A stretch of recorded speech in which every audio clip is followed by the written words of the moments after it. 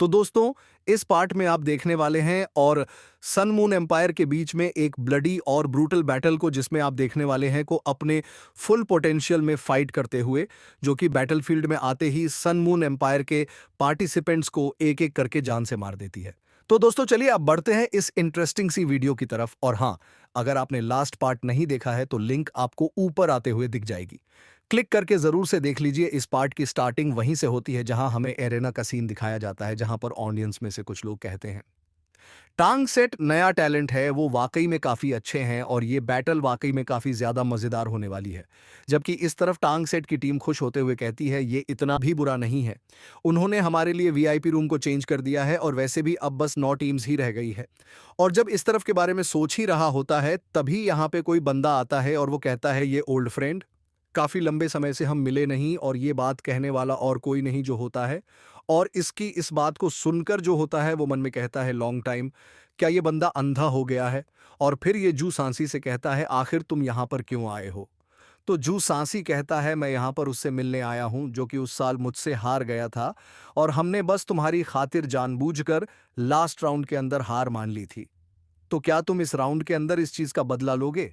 जिस पर कहता है हम कोई डरपोक नहीं है। तो फिर जो सांसी कहता है जो पिछली बार मरे थे उन्हें दफनाने के लिए वापस से ले जाया गया था ना, तो जब तुम्हें समय मिले तो तुम हमारे बिहाफ पर उन्हें रिस्पेक्ट पे कर देना, और वैसे भी मैच के अंदर होल्ड बैक करना काफ़ी ज़्यादा मुश्किल होगा।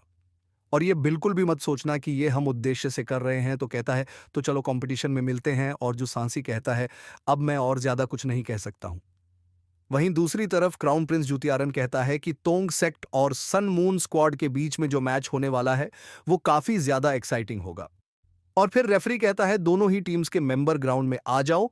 और इस चीज को सुनते ही सन मून एम्पायर की तरफ से एक बंदा आ जाता है, जबकि तंग सेक्ट की तरफ से वांग डोंगर आती है और वांग डोंगर को देख के जाती है और ये कहती है ये तो वांग डोंगर है, अगर मुझे ये पहले पता होता तो मैं शीजिंग से पहले ही इसे ना मारने के लिए कह देती।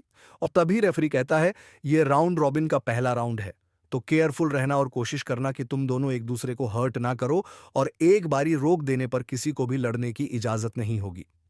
जबकि वांग डोंगर कहता है अपनी बकवास बंद करो, बस बैटल को शुरू करो और हाँ पार्शियलिटी पाओगे। जीस पर ये रेफरी कुछ भी नहीं कहता है, और तभी अचानक से रेफरी गेम को शुरू कर देता है और ये जो सीजन होता है ये तुरंत ही अपने विंग्स को बाहर निकाल के हवा में आ जाता है। और तो और पलक झपकते ही अपने सारे सोल गाइड वेपन्स को बाहर निकाल के एक साथ काफी सारे अटैक्स डोंगर के ऊपर कर देता है। और इसे ऐसा करता देख ऑडियंस काफी हैरान होते हुए कहती है इसका ये अटैक तो कितना ज्यादा फास्ट है, और जैसा कि एक्सपेक्ट किया था सन मून स्क्वाड से। जबकि इस तरफ वांग डोंगर इस अटैक को देख के मन में कहती है रेफरी जानबूझकर उसकी तरफ व्यस्त है क्योंकि इसने बैटल को तभी शुरू कर दिया जब मैं तैयार नहीं था। और हम देखते हैं कि वांग डोंगर भी अपने विंग्स को बाहर निकाल के ऊपर आ जाती है इनको डॉज करने के लिए। लेकिन तभी ये काफी चौंक जाता है क्योंकि ये जो एक्सप्लोसिव बॉम्ब है इनके पास ट्रैकिंग एबिलिटी है, मतलब कि ये अटैक वांग डोंगर का पीछा कर सकते हैं।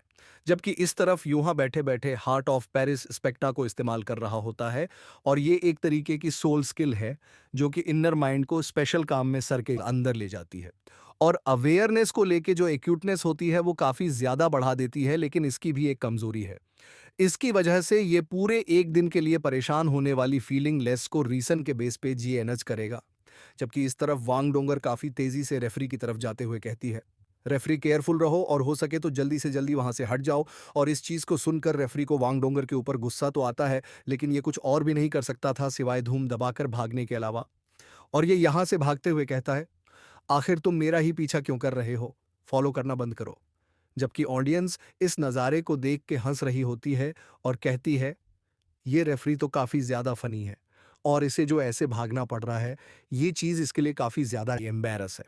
जबकि इस तरफ प्रिंस जूतियारन सीरियस होते हुए कहता है कि इस मैच को ख़त्म होने के बाद इस पार्टिसिपेंट की क्वालिफिकेशन है उसे कैंसिल कर दो, क्योंकि ये कुछ मामलों के अंदर प्राथमिकता देते हुए दिख सकता है। लेकिन इतने सारे लोगों के सामने ऐसी सिचुएशन में आके इसने पूरे एम्पायर को शर्मिंदा कर दिया है। ये क्या ही एक नंबर की इडियट है, और इस चीज के लिए जूजी भी मान जाती है। और ये वांग डोंगर की तरफ देख के इमोशनल होने लगती है, क्योंकि ये अच्छे से जानती है कि ये वही है जिससे वो प्यार करता है। और तभी जूतियारन कहता है जूजी अचानक से तुम्हारे हाथ ठंडे क्यों पड़ गए। और इस सवाल को सुन के अचानक से जूजी चौंक जाती है। जिस पर जूजी कहती है, शायद इसलिए क्योंकि गेम काफ़ी ज़्यादा ड्रामेटिक है और उस वजह से मुझे थोड़ी-सी नर्वसनेस हो रही है। और जूटियारन को वाक़ई में वांग डोंगर के ऊपर काफ़ी ज़्यादा गुस्सा आ रहा होता है, जिसके बाद हम एरिना का सीन देखते हैं, जहाँ पे वांग डोंगर काफ़ी तेज़ी से रेफ़री की तरफ बढ़ रहा होती है और तभी रेफ़री के आगे एक काफ़ी ज़्यादा तगड़ा ब्लास्ट होता है और इस एक्सप्लोज़न को देख के सभी लोग काफ़ी हैरान होते हैं। और ऑडियंस कहती है इस हाई एक्सप्लोसिव बम की जो पावर है वो काफ़ी ज़्यादा स्ट्रैंग है क्योंकि करीब-करीब ये बैटलफ़ील्ड डिस्ट्रॉय हो चुकी है। जबकि इस तरफ हम देखते हैं वांग डोंगर थोड़ा-सा थक चुका होता है तो ये सीज़न कहता है कुछ है एक्सप्लोसिव बम्प्स ने ही तुम्हें इतना भगा लिया। और अभी हमारे बीच की जो डिस्टेंस है वो एकदम परफ़ेक्ट है और फिर ये काफ़ी एविल तरीके से हँसते हुए कहता है और मेरे कैनन की चार्जिंग भी हो गई है। मतलब कि इसने एक काफ़ी ज़्यादा खतरनाक वेपन को अटैक करने के लिए तैयार कर लिया है और इसे देख के युवाओं भी सरप्राइज़ हुए कहता है ये तो स्कारलेट फायर हेवी आर्टिलरी है। और फिर इस बंदे ने अपने कैनन से एक काफ़ी ज़्यादा खतरनाक और पावरफुल अटैक कर दिया होता है और ये एनर्जी बॉल काफ़ी तेज़ी से डोंगर की तरफ जा रही होती है और ये एनर्जी बॉल डोंगर को काफ़ी ज़ोर से हिट भी करती है और इस नज़ारे को देख के ऑडियंस काफ़ी हैरान होते हुए कहती है, हे भगवान, मैं इस नज़ारे को नहीं देख सकती। तो दूसरा कहता है क्या ये गॉर्जस यंग गर्ल मरने वाला है? और इस तरफ हम देखते हैं कि ये एनर्जी बॉल अभी कायम होती है और इस चीज़ को देख के ये बंदा काफ़ी ज़्यादा हैरान होता है क्योंकि इसका जो ये अटैक था, ये अभी तक एक्सप्लोर नहीं हुआ था और फिर ये काफ़ी हैरान होते हुए कहता है, ये मेरे एक्सप्लोरर को सिर्फ अपने हाथों से ही कैच कर सके और इस तरफ जूतियारन भी इस सीन को देखकर काफ़ी हैरान होता है। जबकि इस तरफ जू सांसी और जियांगनन काफ़ी खुश होते हैं और इस तरफ वांग डोंगर वापस से इसी एनर्जी बॉल का इस्तेमाल करता है इस बंदे के ऊपर अटैक करने के लिए और ये इसके ऊपर इस एनर्जी बॉल को थ्रो कर देती है और ये कहती है लो अब इसे संभाल के दिखाओ। जबकि इस तरफ इस बंदे के काफ़ी तगड़े वाले होश उड़े हुए होते हैं और इस एनर्जी बॉल को अपनी तरफ आता देखिए तुरंत ही इनविंसिबल शील्ड को एक्टिवेट कर लेता है और जैसे ही ये एनर्जी बॉल इसकी शील्ड को हिट करती है तो यहाँ पे एक काफ़ी ज़्यादा तगड़ा ब्लास्ट होता है जिसकी वजह से इसकी जो शील्ड होती है उसकी धज्जियाँ उड़ जाती है। लेकिन ये बच जाता है और ये कहता है कि मेरी सोल पावर अब नहीं बची है और अब मैं खड़ा भी नहीं हो सकता हूँ और तभी यहाँ पे आ जाती है और डोंगर यहाँ पे आते ही इसके ऊपर बटरफ्लाई गॉड स्लैश से अटैक कर देती है क्योंकि इस समय इस बंदे की जो शील्ड है वो अभी सबसे कमज़ोर हालत में है और तभी रेफरी इसे रुकने के लिए कह देता है जबकि ये तुरंत ही हार मान लेता है। लेकिन डोंगर का ये अटैक इसके लग जाता है और तो और इसकी वाइटल फोर्स भी पूरी तरीके से नष्ट हो गई होती है और फिर रेफरी कहता है तुमने इसे मार दिया और इस चीज़ को सुनकर वांग डोंगर के काफ़ी तगड़े वाले होश उड़ जाते हैं क्योंकि इसे भी समझ में नहीं आया होता है कि यहाँ पे ये क्या हुआ। जबकि ऑडियंस हैरान होते हुए कहती है ये क्या हुआ। लगता है कि इस लेडी ने अपने ओपोनेंट को जान से मार दिया है। ये कितनी ज़्यादा बेरहम है। तभी कोई और कहता है लगता है कि सन मून स्क्वाड की टीम में से कोई मरा है तो तीसरा चौथा कोई कहता है बिल्कुल नहीं, ये हैंडसम लेडी ऐसा कैसे कर सकती है। और तभी एरिना के अंदर सीओ होम चैन भी आने लगता है और ये कहता है वांग डोंगर, आखिर तुम्हारी हिम्मत कैसे हुई मेरे लोगों को मारने की। चीज पर वांग डोंगर कहती है क्या तुमने अपनी आंखों से देखा है मुझे इसे मारते हुए और मुझे आखिर कैसे पता होगा कि ये कैसे मरा है। और डोंगर की इस बात को सुन के पूरे सन मून एम्पायर की टीम इसके ऊपर गुस्सा में आग बबूला होती है और फिर शियो होम चैन भी यहां से जाते हुए कहता है डोंगर मैं तब तक नहीं रुकूंगा जब तक कि मैं मर नहीं जाता हूं। जीस पर कहती है क्या तुम अगले गेम में आ रहे हो या फिर ऐसे ही अपने लोगों को मरने देना चाहते हो। जीस पर कुछ भी नहीं कहता है और फिर हमें युवाओं के साइड का सीन दिखाया जाता है और भाई लोग अभी युवाओं डिसेबिलिटी को इस्तेमाल कर रहा है। उसकी वजह से ये एक दिन के लिए इसके सारे इमोशंस चले गए होते हैं, इसलिए ही ये इमोशनलेस बैठा होता है। और युहाओं मन में कहता है इसकी जो 6 soul skill light goddess position है वो गोडेस ऑफ लाइट से आती है और गोडेस ऑफ लाइट और एलिमेंट्स की एफिनिटी के साथ ये तुरंत ही अपने ओपोनेंट्स के पावरफुल फायर अटैक्स को कंट्रोल कर सकती है।